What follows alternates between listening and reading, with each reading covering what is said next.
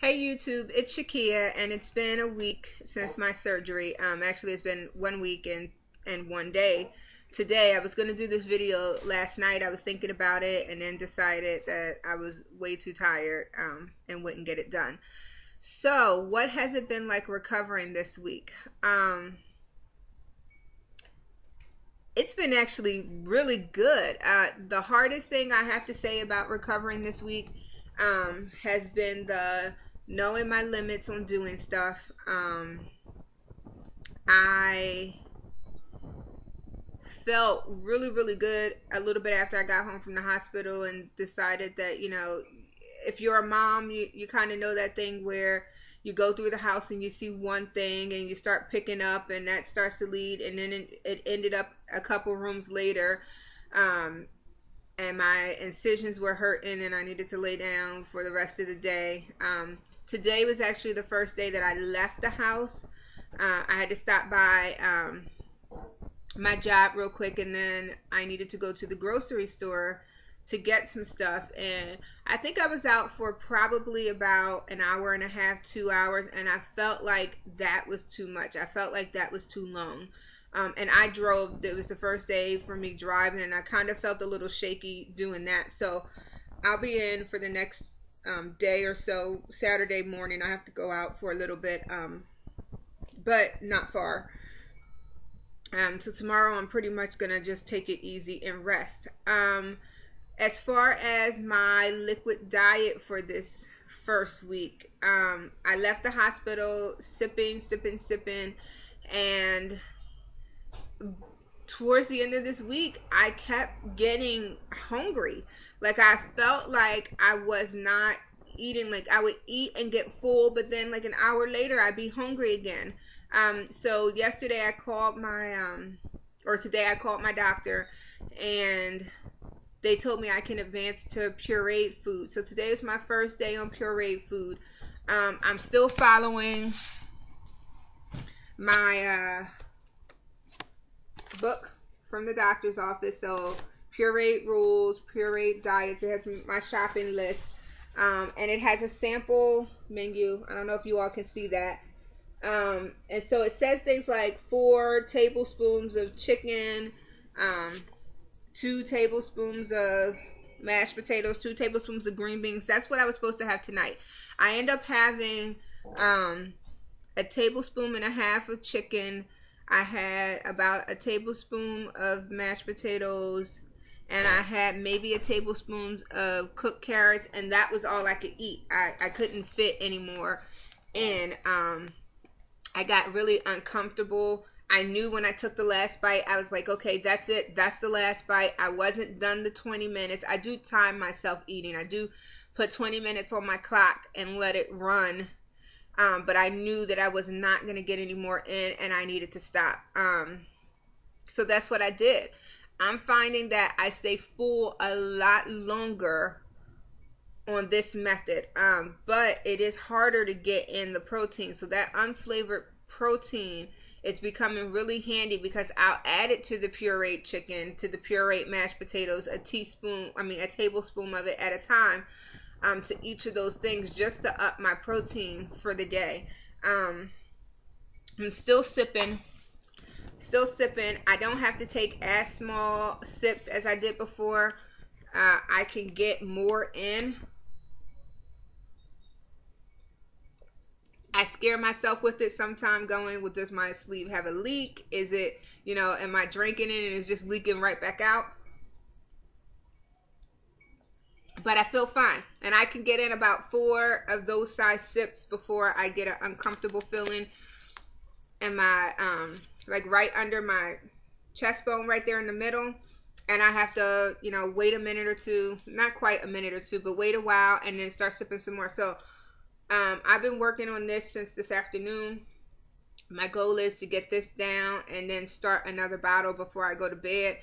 I am really concerned about getting in enough liquid. I don't want urinary tract infections, so I really want to get in my liquids as much as possible. And being so full on pureed, I have to remind myself, I have to keep this close, and I have to go, okay, did you sip Are you sipping because I don't feel like sipping? I don't feel thirsty all the time. I don't, and then I'm full. So even if I am thirsty, I really don't want to add anything on top of, just the full feeling that you have. So this is going to be interesting. The only thing that I've had, I'd say a problem with, and maybe it's not a problem, is yogurt. I have been eating Greek yogurt. I didn't have a problem with Greek yogurt before the surgery, but now it goes down kind of funny. I don't like the feeling. I can feel it going all the way down, and I don't like the feeling that it gives, and it kind of just settles in the middle, and it doesn't make me sick. It doesn't give me like a pain or anything. I just don't like that feeling. So I talked to my nurse about it. She said, she hasn't heard anybody say anything like that, but everything is different. She said maybe I should try a thinner yogurt, which I don't know if that's necessarily it, because when I add the protein powder, my yogurt gets a little thinner. But I brought some Dannon Light and Fit today with no sugar added, so I'll try that tomorrow.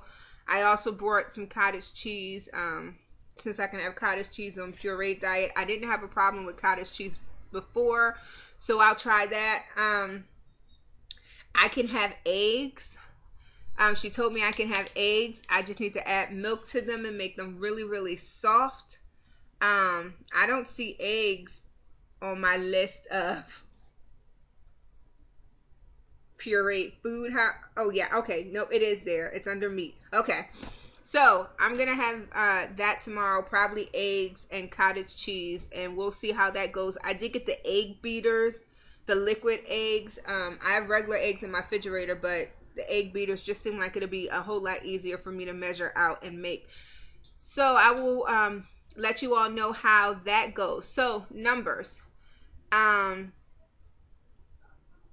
The hospital, my weight for my 1 week liquid diet before the surgery was 315. When I got to the hospital for my surgery, I was 310. Today I got on the scale and I am 295. So 310, 295, 15 pounds since surgery in a week. I mean, you can't beat that. It went, oh, I was able to put on my daughter's jacket today and button it up and tie it up, and I think she got it from Fashion Bug, and it was like a 1X or something like that. So I was excited about that, and I was able to fit in a size 22 pants tonight, which really excited me because I haven't worn anywhere near a size, or I haven't worn a size 22 since before my son was born almost 8 years ago. Being 295, I have not seen under 300 since my son was born almost 8 years ago. And actually, when he was born, I was 310. So I hit 300 before he was even born. So this has been a lot of years.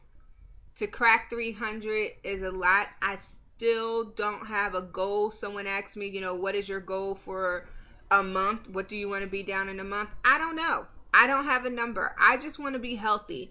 I want to be able to eat, to drink, to get all the stuff that I need to get in and be healthy. Whatever numbers fall off, whatever size I end in, then I'll consider that, God's will and be fine with it. At this point, I'm not taking any vitamins. I'm taking the Pepcid the doctor gave me.